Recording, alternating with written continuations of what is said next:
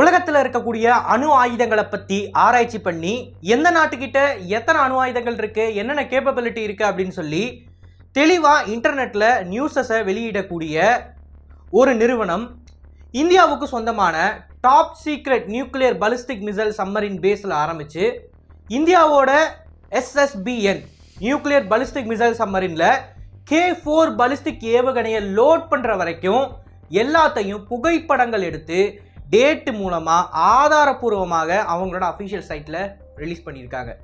So இன்றைக்கான காணொலியில் இந்த சைட்லேருந்து நமக்கு பப்ளிக்காக கிடச்சிருக்கக்கூடிய இன்ஃபர்மேஷன்ஸை பற்றி தான் பார்க்க போகிறோம். நான் உங்கள் ஆகாஷ், தமிழ் பொக்கிஷம் வழங்கும் டிபி டிஃபென்ஸ்.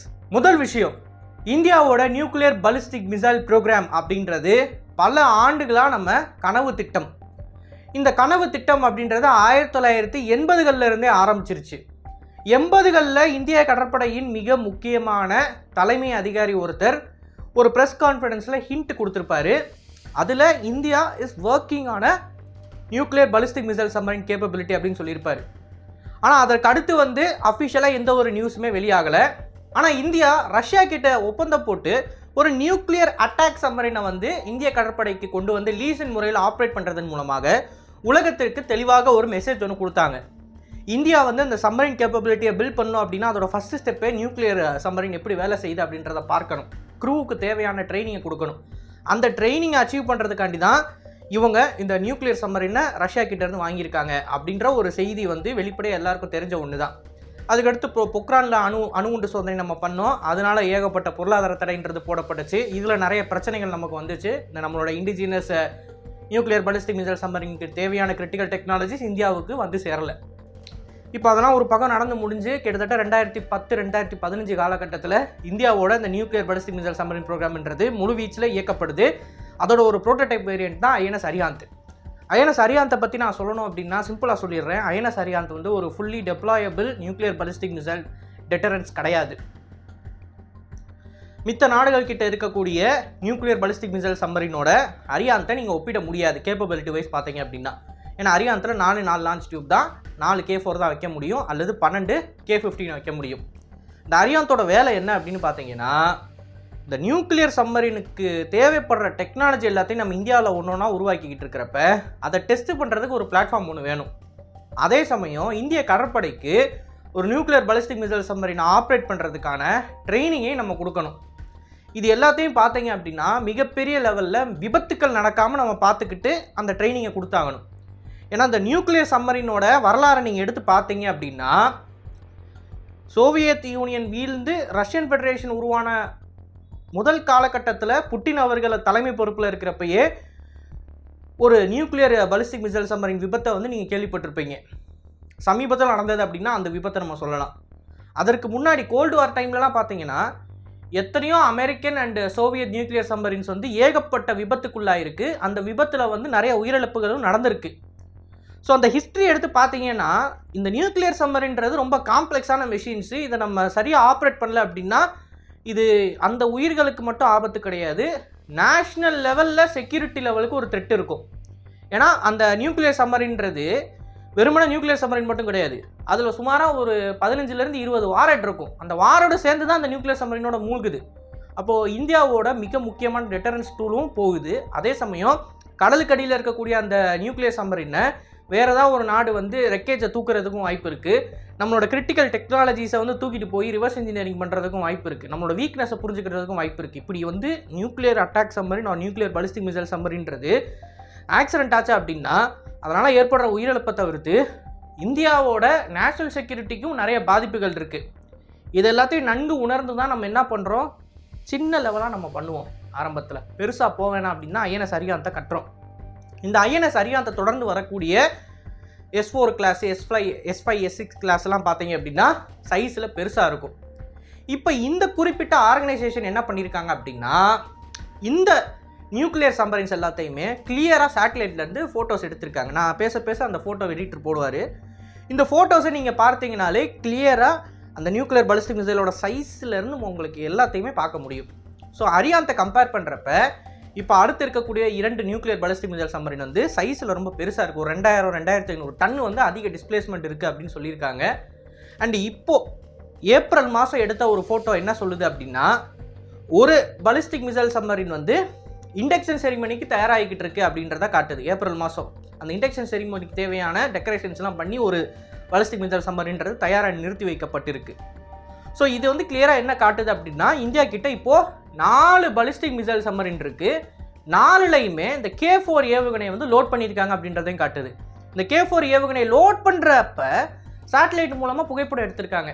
இதெல்லாம் அரிதான ஒன்று. இந்தியாவோட நியூக்ளியர் பாலிஸ்டிக் மிசைல் ப்ரோக்ராம் வந்து பாலிஸ்டிக் சப்மரின் மிசைல் ப்ரோக்ராம்ன்றது டாப் சீக்ரெட்டான விஷயம். எந்த விளம்பரமும் இருக்காது, எந்த நியூஸ் கட்டிங்கும் இருக்காது. சைலண்ட்டாக லான்ச் பண்ணுவாங்க. சப்மரினை லான்ச் பண்ணிட்டோம் அப்படின்ட்டு போயிட்டே இருப்பாங்க. அதுக்கு ஒரு செரிமனி வைக்க மாட்டாங்க, எதுவுமே பண்ண மாட்டாங்க.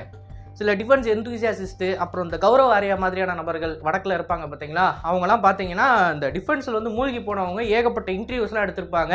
ஏர்கிராஃப்ட் கேரியர், ஃபைட்டர் ஜெட்டுன்னு சொல்லி எல்லாத்தையுமே பார்த்துருப்பாங்க, நேரில் வீடியோஸ் எடுத்திருப்பாங்க. ஆனால் கௌரவ வாரியாவே நேரடியாக போய் நேவி சீஃப் கிட்ட கேட்டப்ப அதை பற்றி நாங்கள் எதுவும் சொல்ல முடியாது அப்படின்னு ஒரே போட்டாங்க. அந்தளவுக்கு ஒரு டாப் சீக்ரெட்டான ஒரு விஷயம் தான் இந்தியாவோட nuclear ballistic missile submarine program. அதோட மிக முக்கியமான விஷயமே அந்த S4 SLBM வந்து லோட் பண்ணுறது தான். கிரெயினை வச்சு லோட் பண்ணுறாங்க அந்த சப்மரினில். அந்த ஃபோட்டோ ரிலீஸ் ஆகிருக்கு. ஸோ கிளியராக இப்போ நமக்கு என்ன தெரியுதுன்னா, K15 K4 இது ரெண்டுமே லோட் பண்ணி வச்சுருக்கோம் அப்படின்றது நமக்கு தெரியுது. அது எப்படா K4 K15 இருக்காதா அப்படின்னு நீங்கள் கேட்டிங்கன்னா, சைஸ் ஆப்வியஸ்லி ஒரு லான்ச் டியூப்பில் ஒரு K4 தான் வைக்க முடியும். அதே இது ஒரு லான்ச் டியூப்பில் நீங்கள் K15 வைக்கணும்னா 4 வைக்கலாம். ஸோ ஒரு 4 மிசைல் அந்த லான்ச் டியூப்குள்ளே போகிறதுக்கும் ஒரே மிசைல் தடியாக போகிறதுக்கும் வித்தியாசம் இருக்குல்ல. ஸோ அந்த இமேஜை பார்க்குறப்ப எல்லாருமே ஓப்பனாக சொல்லிட்டாங்க இது K4. இது K4 இருக்கணும், இல்லைனா K5 இருக்கணும். K5 நம்ம டெஸ்ட் பண்ணல, ஸோ ஆப்வியஸ்லி இது ஒரு K4 மிசைல் தான் அப்படின்னு அவங்க சொல்லிட்டாங்க. ஸோ 750 கிலோமீட்டர் ரேஞ்சில் வந்து ஒரு மிசைலு, 3500 கிலோமீட்டரில் ரேஞ்சில் ஒரு மிசைலு. இது ரெண்டுமே இப்போது இந்தியாவோட 4 பாலிஸ்டிக் மிசைல் சப்மரின்ஸை லோடடாக இருக்குது. இது போக இன்னொரு முக்கியமான இடத்தையும் அவங்க புகைப்படம் எடுத்திருக்காங்க.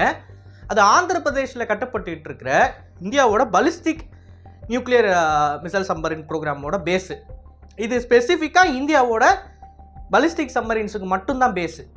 ஏன் இதுக்கு மட்டும் தனியாக ஒரு பேஸ் வைக்கணும் அப்படின்னு கேட்டிங்கன்னா, ஒரு போர் சூழ்நிலையில் ஒரு கண்ட்ரிக்கு இன்னொரு கண்ட்ரிக்கு பதட்டம் இருக்குது அப்படின்னா ஃபஸ்ட்டு எதிரி கண்ட்ரி வந்து ட்ராக் பண்ணுறது இந்த பாலிஸ்டிக் மிசைல் சப்மரின்ஸோட நடமாட்டத்தை தான்.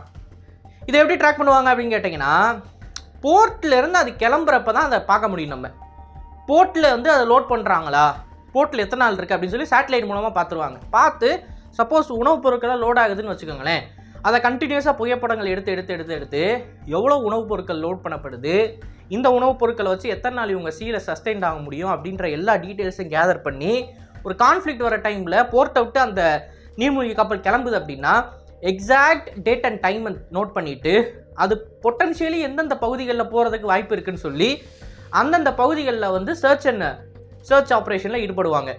ஸோ இப்படி தான் ஒரு நியூக்ளியர் பாலிஸ்டிக் மிசைல் சப்மரின் வந்து எங்கே இருக்குன்றதை நேரோ டவுன் பண்ண முடியும். நம்ம போர்ட்டில் அது எப்போ இருக்குது, போர்ட்டை விட்டு அது எப்போ கிளம்புதுன்றது நமக்கு தெரியலை அப்படின்னா நம்மளால் வந்து இவ்வளோ பெரிய கடலில் இந்த பாலிஸ்டிக் மிசைல் சப்மரின் எங்கே இருக்குன்றதை ஷார்ட் லிஸ்ட் பண்ண முடியாது.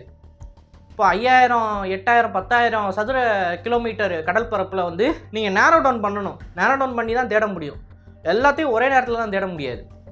ஸோ அந்த விஷயத்தை கவுண்டர் பண்ணுறதுக்காண்டி தான் இந்திய கடற்படை என்ன பண்ணியிருக்காங்கன்னு பார்த்தீங்கன்னா, ஆந்திர பிரதேஷில் அண்டர் கிரவுண்ட் நியூக்ளியர் சப்மரின் பேஸை கட்டிக்கிட்டு இருக்காங்க.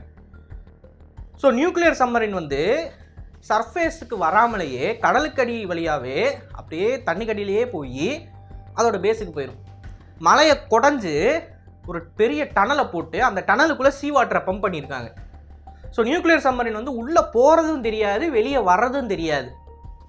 இதுக்கு இடைப்பட்ட நேரத்தில் இந்த நியூக்ளியர் சப்மரினுக்கு தேவையான ஸ்டோரேஜை வந்து நம்ம அந்த பேஸ்லேயே ஸ்டாக் வச்சுக்கிட்டோம் அப்படின்னா லோடிங் அண்ட் அன்லோடிங் ப்ராசஸுமே எதிரியால் கண்டுபிடிக்க முடியாது.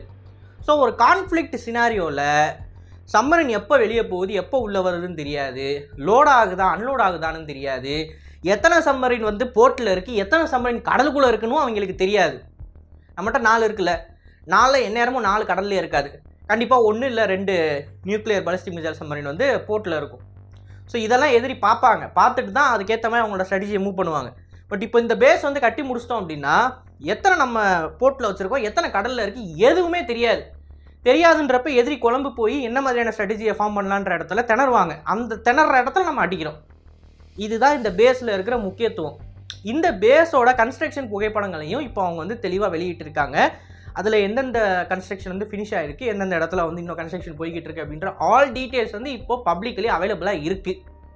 ஸோ இந்த காணொலி மூலமாக நான் என்ன சொல்ல வரேன் அப்படின்னா, இந்தியாவோட இந்த ballistic missile program, ballistic submarine missile program பற்றி நீங்கள் தெரிஞ்சுக்கணும்னு நினச்சிங்கன்னா, நான் அந்த சைட்டோட லிங்க்கை வந்து ஃபஸ்ட் கமெண்ட்டில் பிக் பண்ணுறேன். நீங்களே போய் பார்த்து தெரிஞ்சுக்கோங்க. இது பப்ளிக்லி அவைலபிள் டேட்டா வந்து போச்சு, வெளியாயிருச்சு. இதுக்கப்புறம் இதை மறைச்சலாம் நம்ம எதுவும் பண்ண முடியாது, எல்லாரும் பார்த்துட்டாங்க. ஸோ வந்து நீங்களும் தெரிஞ்சுக்கோங்க என்னென்ன மாதிரி கேப்பபிலிட்டியில் இந்தியா இன்வெஸ்ட் பண்ணிக்கிட்டு இருக்கு அப்படின்றத. ஸோ அதை பார்க்கணும்னு நினச்சிங்கன்னா கமெண்ட் செக்ஷனில் பின் பண்ணி வைக்கிறேன். அண்ட் இந்த வீடியோ பற்றின உங்களோட கருத்துக்கள் வரையப்படுகின்றனர். அண்ட் இது போல் நிறைய தகவல் தெரிந்து கொள்ள டிவி நியூஸ் பேஜை ஃபாலோ பண்ணிக்கோங்க. நல்லது இப்போ வருது, நல்ல சமுதாயத்தை உருவாக்கும். நன்றி, வணக்கம்.